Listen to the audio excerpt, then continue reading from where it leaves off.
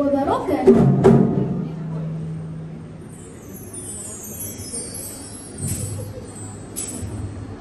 Rasulullah, dalam mengenangmu kami susuli lembaran sirahmu, pahit getir perjuanganmu membawa cahaya kebenaran. Engkau taburkan pengorbananmu untuk umatmu yang tercinta, biar terpaksa tentu derita, camkanlah hatimu menabur rajanya.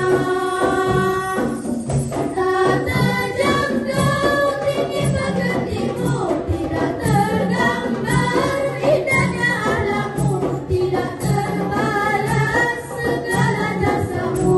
Sesungguhnya engkau Rasul mulia, tawasnya hatimu menempuh dugaan, mengejar erti kesabaran, menjulang panji kemenangan, terukir namamu di dalam Al-Quran. Rasulullah, kami umatmu, walau tak pernah melihat wajahmu, kami cuba mengingatimu, dan kami cuba mengamal sunnahmu.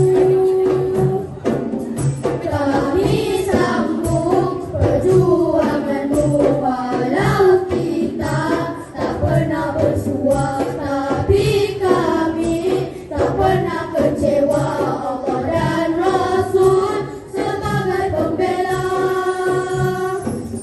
Tak terjangkau tinggi pekertimu, tidak tergambar indahnya akhlakmu, tidak terbalas segala jasamu.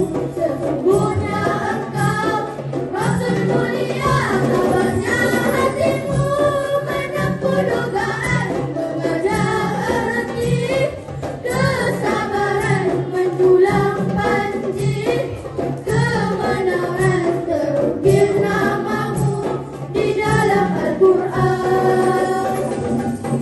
Rasulullah, dalam mengenangmu kami susuli lembaran sirahmu, pahit getir perjuanganmu membawa cahaya kebenaran.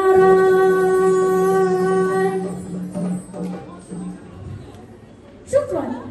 Assalamualaikum warahmatullahi wabarakatuh.